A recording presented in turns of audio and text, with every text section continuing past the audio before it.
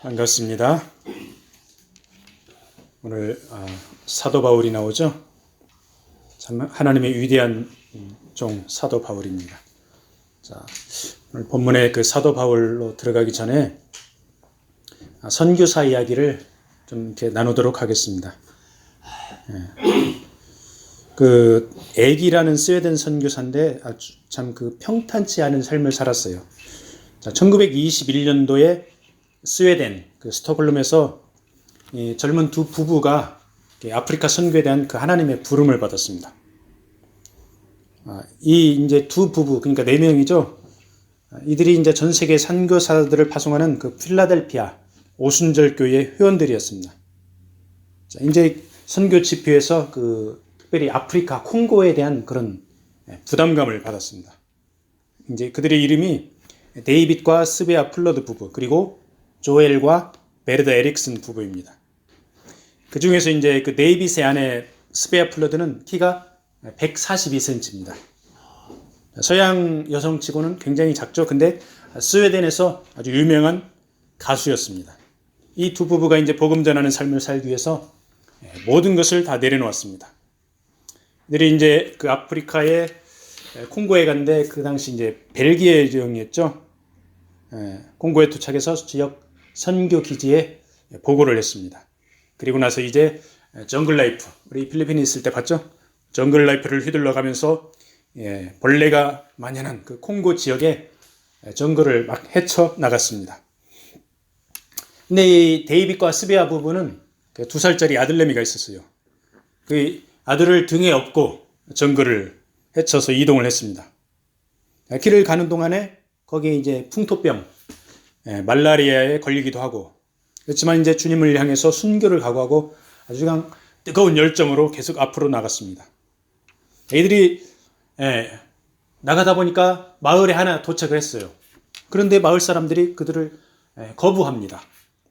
우리 신들이 노하기 때문에 백인들을 여기 받아들일 수 없다. 이렇게 하면서 받아들이지를 않습니다.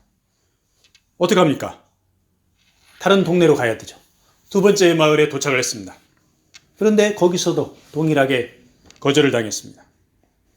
자, 그 당시 주변에 다른 마을이 없었어요. 이 선교사 가족은 뭐 지칠 대로 지쳐가지고 그 근처에 정착을 하는 수밖에 없었습니다. 선택의 여지가 없었어요. 그래서 이제 그들은 산속 정글의 그 나무들을 잘라내고 진흙으로 오두막을 짓고 이제 가정을 꾸렸습니다. 그리고 이제 몇 개월이 지났습니다. 어떻게 됐을까요? 너무너무 엄청난 외로움에 시달립니다. 그리고 병에 걸립니다. 그리고 영양실조에 시달립니다. 2살짜리 아들내미 데이빗 주니어가 병에 걸렸습니다. 이 두 선교사 가정이 마을 사람들과 교제를 못합니다. 받아들이지 않으니까. 6개월이 지났습니다. 조엘과 베르다 에릭슨 부부는 결국 선교 기지로 철수를 해야 되겠다. 결정을 합니다. 이 부부가 이제 플러드 부부에게도 같이 가자 그랬지만은 이제 아내 스베아가 둘째를 막 임신을 했습니다. 그래가지고 이동을 할 수가 없어요. 임신도 했는데 거기에다 또 말라리아까지 걸렸습니다. 말라리아가 심해졌습니다. 데이빗은 나는 아프리카에서 아이를 낳을 것이고 생명을 바치러 여기 왔습니다. 이렇게 말을 했습니다. 이 플러드 부부는 100마일 긴 여행을 하는 친구 부부와 이렇게 작별을 했습니다. 자, 몇 개월 동안 이 아내 스베아 말라리아 열에 시달렸습니다. 그러나 그 기간 동안에 동네에서 온 작은 소년 하나가 있었어요.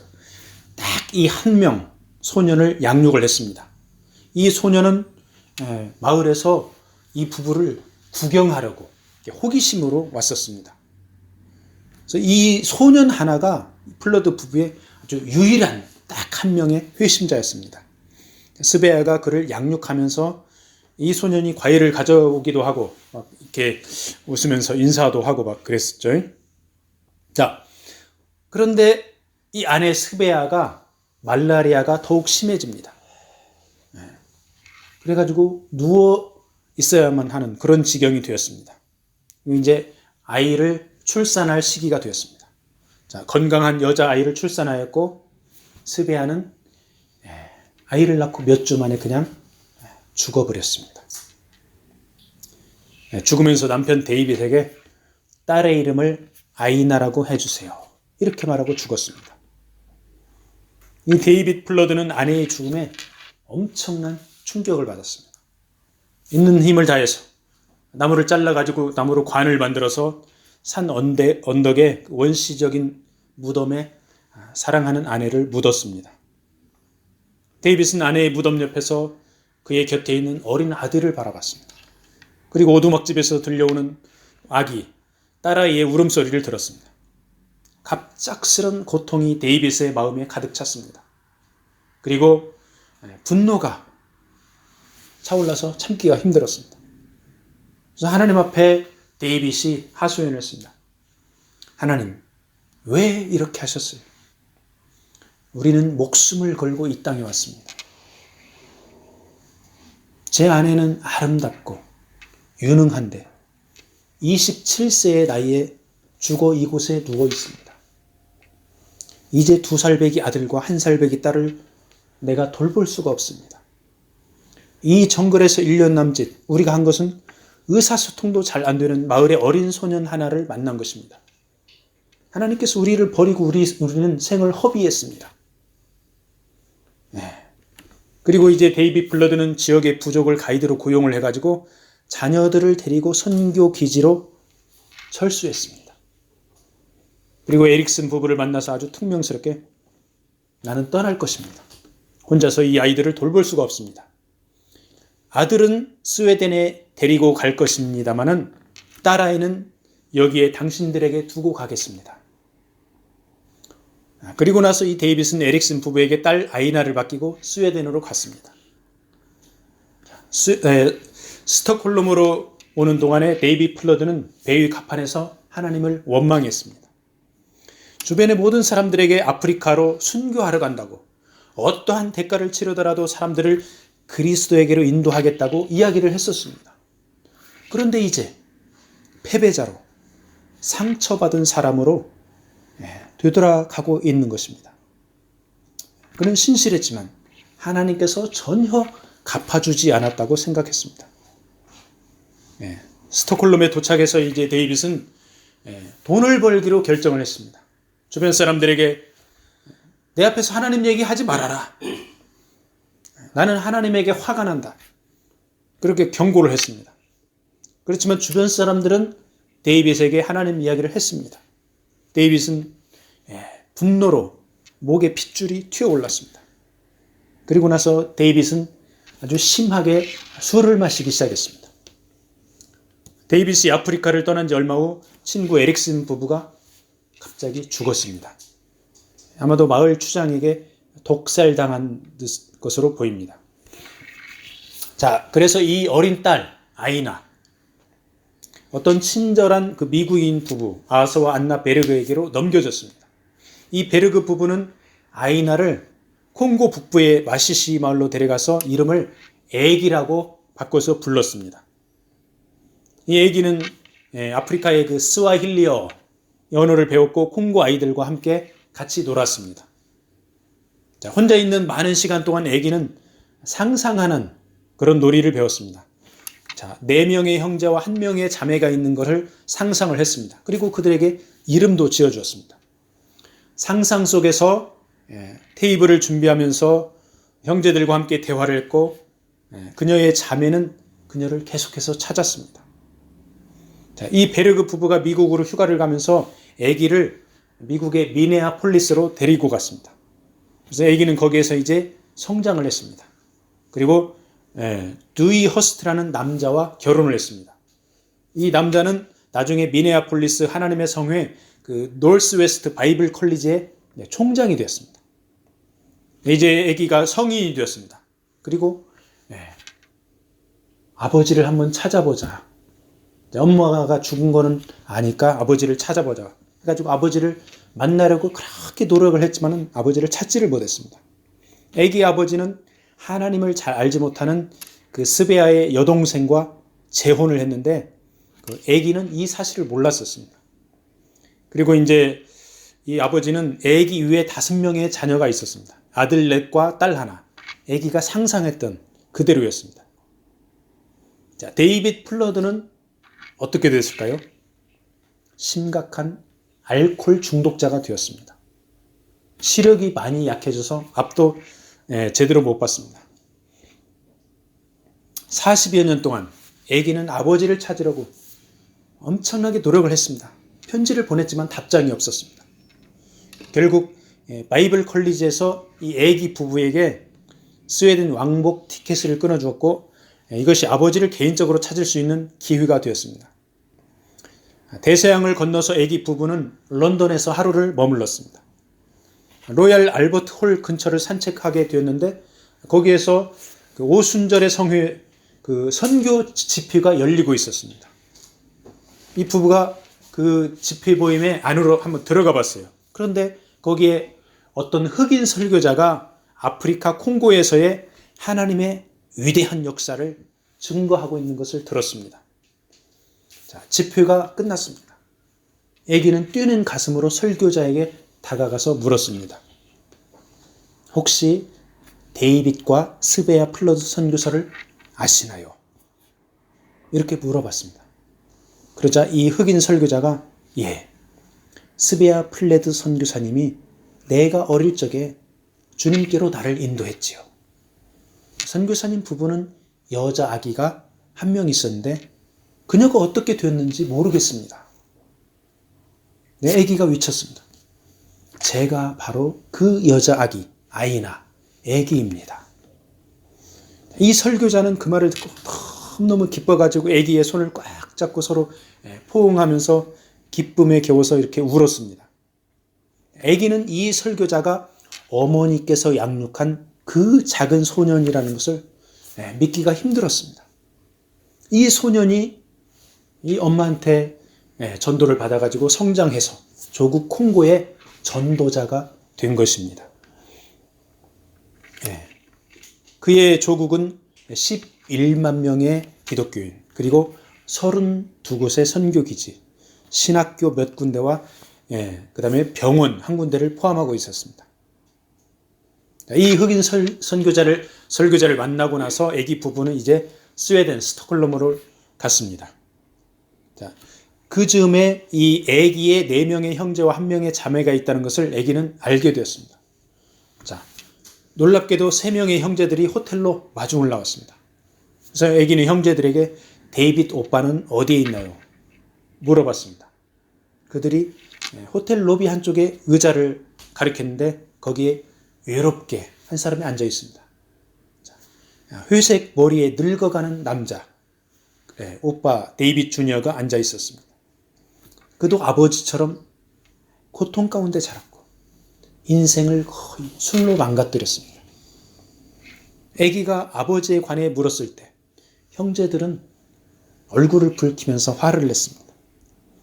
형제들 모두 아버지를 싫어했고 몇 년 동안 이야기조차 하지 않았습니다.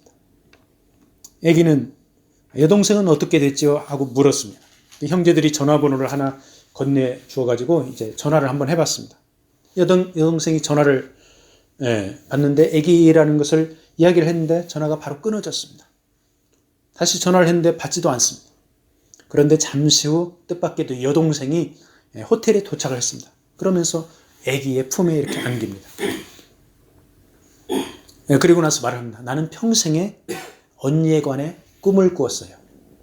세계 지도를 펴놓고 그 위에서 장난감 자동차로 언니를 찾아다니곤 했어요.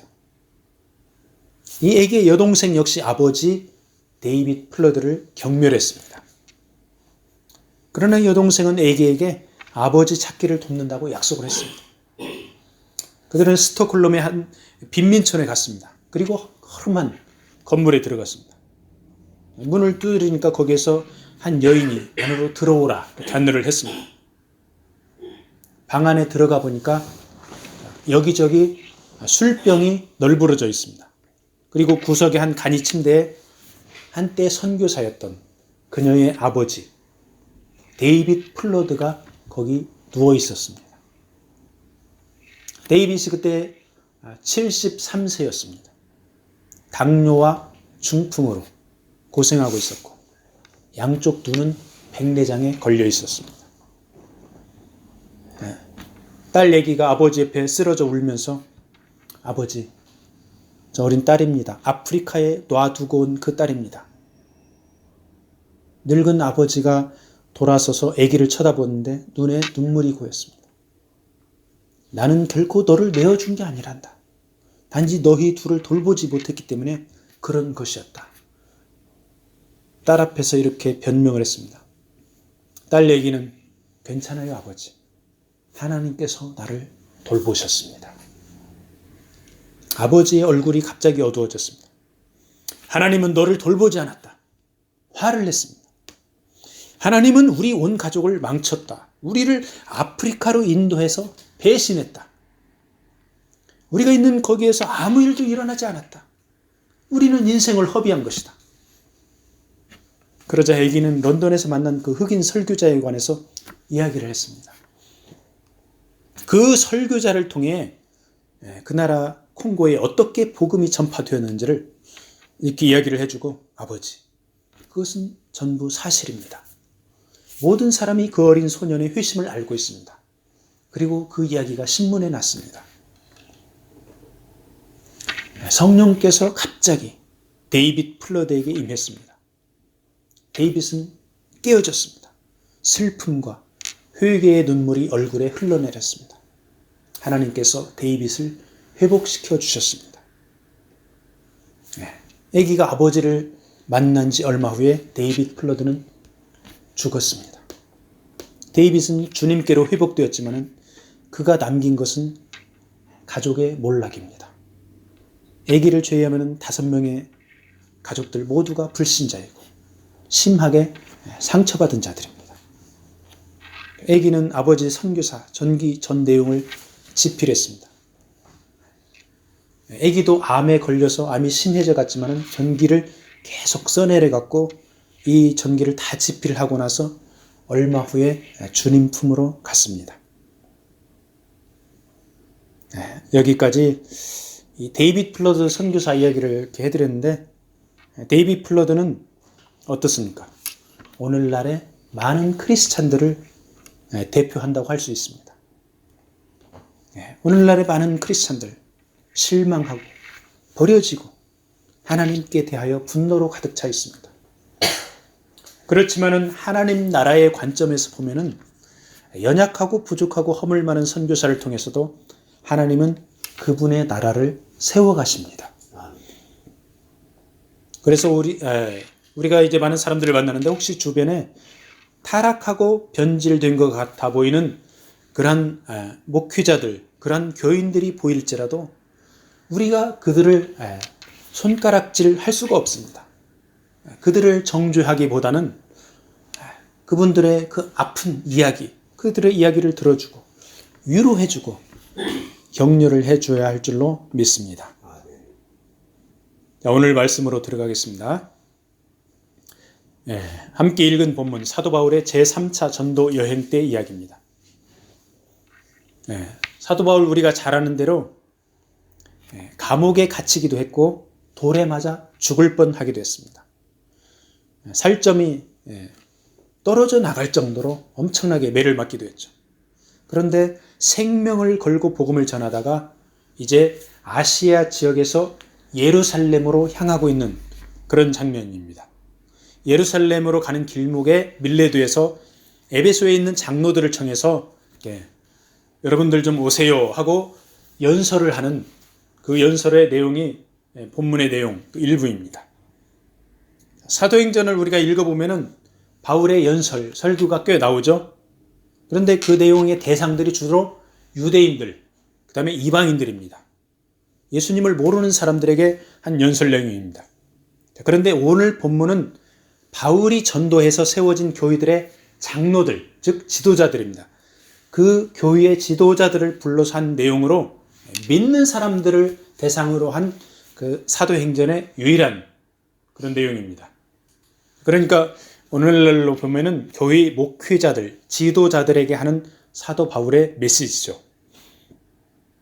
자, 그 18절에 보면은 장로들 여러분들도 아는 바니 이런 말씀이 나옵니다.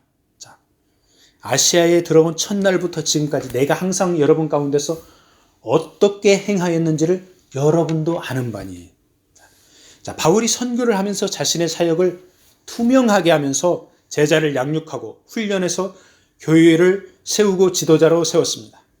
그래서 교회 지도자들이 사도 바울이 어떻게 사역했는지 알고 있다. 이 말씀이죠. 그러면서 교회 지도자들이 사도 바울을 본받아 가면서 믿음이 성장했다. 그런 내용이죠. 자, 여기 모인 우리들은 교회의 직분자들이죠. 우리들 나름대로 사생활이 있습니다. 프라이버시가 있습니다. 그렇지만은 교인들, 그 다음에 이웃들, 우리들 다 보고 있죠. 자, 우리들이 좀 투명하게, 클리어하게 이렇게 생활한다면 우리들을 보고 있는 그 사람들이 인정을 해주고 알고 그렇게 인정을 해줄 것입니다. 그렇지만 우리의 삶이 투명하지 않다면 뭔가 이렇게 가리고 산다면 그 사람들이 우리를 크리스찬으로 그 다음에 사역자로 인정을 못 해주겠죠. 그래서 우리가 하나님 앞에는 물론이고 사람들 앞에도 이렇게 좀 투명하게 그렇게 생활해야 될 줄로 믿습니다. 아멘. 사도 바울이 에베소에서 이제 교회를 개척해서 어떤 자세를 보였는지 19절에서 말씀하고 있습니다. 겸손, 눈물, 인내, 그리고 섬김의 목회를 했습니다. 자, 겸손이라는 것은 교만의 반대말이죠. 자주 인용하는 말씀인데 역대하 7장 14절에 스스로 겸비해서 악한 길에서 떠나라 이렇게 말씀하고 있습니다. 즉 하나님 내가 겸손해지도록 해주세요 이렇게 기도하는 것보다는 스스로 알아서 겸손하라 이 말씀이죠. 겸손하게 주님의 사역을 감당하다 보면은 눈물을 흘리면서 주님께 매달리지 않을 수가 없습니다. 자, 낮아질수록 자존심과 자아를 내려놓으니까 하나님 앞에 나가서 눈물을 흘릴 수밖에 없습니다. 이것을 반대로 뒤집어서 말하면은 눈물이 없는 목회자, 눈물이 없는 교회 지도자, 어떤 사람이라고 말할 수 있습니까? 교만하다고 말할 수 있죠. 그래서 하나님 앞에 간절히 눈물로 기도하기 바랍니다. 자, 사도 바울을 해치고 죽이려는 유대인들의 핍박에 바울은 인내로서 주님을 섬겼습니다. 돌에 맞아 죽을 뻔한 것도 인내하면서 섬기면서 복음을 전합니다. 그래서 사도 바울은 초대교회 이방인 선교에 엄청난 공헌을 했습니다. 그런데 앞에 소개한 데이빗 어땠습니까?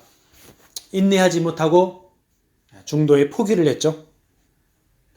이 데이빗의 모습이 바로 우리의 모습이 아닐까 이런 생각을 해봅니다. 선교사는 포기하고 고국으로 철수했어도 하나님은 멈추지 않고 일을 하십니다. 말라리아에 걸려 죽어가면서도 어린 소년 하나를 양육을 했는데 그 아이가 조국 콩고에 예수 그리스도의 복음의 역사를 일으키는데 쓰임을 받은 것이죠. 어찌 보면은 우리 옆에 있는 평범한 사람들, 그 평범한 작은 사람들에게 우리가 사랑을 베풀고 하나님의 말씀을 전하고 가르칠 때 역사하는 분은 바로 하나님이십니다. 아멘. 그래서 우리는 현재의 삶이 곤고해도 인내하면서 작은 일에 충성하면서 말씀을 전해야 할 줄로 믿습니다. 아멘. 자, 사도 바울이 전도한 핵심 내용이 21절에 나오죠. 바로 하나님께 대한 회개, 예수 그리스도께 대한 믿음입니다. 자신의 죄를 깨닫고 주님 십자가 앞에 나아가 고백하고 예수 그리스도를 영접하라. 바로 복음의 핵심적인 내용입니다. 이 사도 바울은 전도하면서 공적으로 공중 앞에서 그리고 사적으로 집에서 지속적으로 말씀을 가르쳐 왔습니다. 그래서 에베소 지역의 교회 장로들이 바울의 삶을 공적으로 사적으로 투명하게 알고 있었던 것입니다. 자, 요즘에 크리스찬들의 공과사가 다른 면들이 참 많죠. 저도 한국에서 이제 직장 생활을 14년을 했는데 참 그 위선적인 삶을 많이 살았더라고요. 되돌아보니까. 자, 주일날에 교회 가서 거룩하게 예배드립니다. 학생들을 가르칩니다. 그런데 평일에는 뭐 합니까? 직장에 가서 사람들에게 이제 접대받고 하나님 말씀에 맞지 않는 그런 타협하는 생활을 많이 살았더라고요. 그리고 이제 마음에 갈등이 생기니까 또 주일날에 교회 가서 하나님 앞에 회개하고 평일에는 또 세상 가운데서 이렇게 타협하면서 살아가고 많은 크리스찬들이 그렇게 교회와 세상에 양다리를 걸치면서 이중적으로 살고 있습니다. 그런데 사도 바울은 어떻습니까? 공적으로, 사적으로, 지속적으로 성도들에게 유익한 것을 가르쳤다고 본문에서 말씀하고 있죠. 그래서 우리들은 사도 바울처럼은 못해도 평일이나 주일에 그리고 공적으로 사적으로도 주님 말씀 따라 살기에 힘써야 될 줄로 믿습니다. 사도 바울은 성령의 인도하심을 받아 예루살렘으로 향한다고 나와 있죠. 예루살렘 교회는 어떤 교회입니까? 베드로와 요한이 설교할 때 한꺼번에 몇천 명이 회개한 성령의 역사가 뜨거운 그런 최초의 교회입니다. 초대 기독교의 본부 역할을 한 교회입니다. 그런데 예루살렘에 흉년이 들었어요. 흉년이 들어가지고 예루살렘 교회가 어려우니까 사도 바울이 개척한 교회들이 십시일반으로 헌금을 모았습니다. 이 연보를 가지고 이제 에베소 교회 지도자들과 함께 사도 바울이 예루살렘 교회로 향하고 있습니다. 자, 복음이 어디에서 시작했습니까? 예루살렘에서 시작했습니다. 사방으로 복음이 전파되었습니다. 복음이 심겨진 곳에서 열매가 맺혀져 어려워진 예루살렘 교회를 돕게 된 것입니다. 자, 이렇게 볼 때 하나님 나라는 예수님 말씀처럼 먼저 된 자가 나중되고 나중된 자가 먼저 된다는 그 말씀이 이루어져 가는 것입니다. 사도 바울이 개척한 교회 지도자들과 연보를 가지고 가는데 성령의 인도함을 받고 갑니다. 가서 무슨 일을 당할지 정확히는 모르지만 다른 예언자들이 예언을 해줬어요. 결박과 환난을 당할 것이다. 체포를 당할 것이다. 이 말씀이죠. 그러한 고난의 길임에도 불구하고 바울은 성령의 인도하심에 순종해서 가고 있는 것입니다.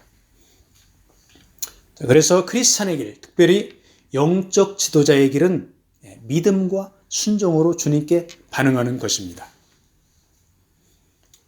손해볼 줄 뻔히 알면서 감옥에 갇힐 것이 예상이 되어도 온갖 환난이 닥쳐오고 있음에도 성령께서 인도하시면 그 길을 마다하지 않고 걸어가는 것이 바로 영적 지도자의 길이라는 것입니다. 사도 바울은 자신이 가는 길을 명확히 알고 있었습니다. 그 길은 바로 예수 그리스도와 동행하는 길이었죠. 그리고 그의 목적지는 바로 하나님 나라였습니다. 사도 바울의 목적지와 우리들의 목적지 동일하게 하나님 나라, 저 천국이죠. 사도 바울은 이미 주님과 함께 가는 길을 생명보다 귀하게 여겼기 때문에 자신의 생명은 귀한 것으로 여기지 않은 것이라 이렇게 본문에 나와 있습니다. 자, 세상 사람들 보통 생명을 가장 소중히 여기죠. 그리고 또 소중히 여기는 것들이 있습니다. 돈, 명예, 건강 다 소중히 여깁니다. 그런데 바울은 이미 길과 진리, 생명 되신 예수 그리스도를 통하여 영원한 저 천국의 생명을 얻었다고 확신했습니다. 그래서 이 땅에서의 생명보다 복음 전하는 일을 더 소중하게 여긴 것이죠. 자, 우리가 보통 어떤 길을 간다고 할 때 그 길은 무엇을 말합니까?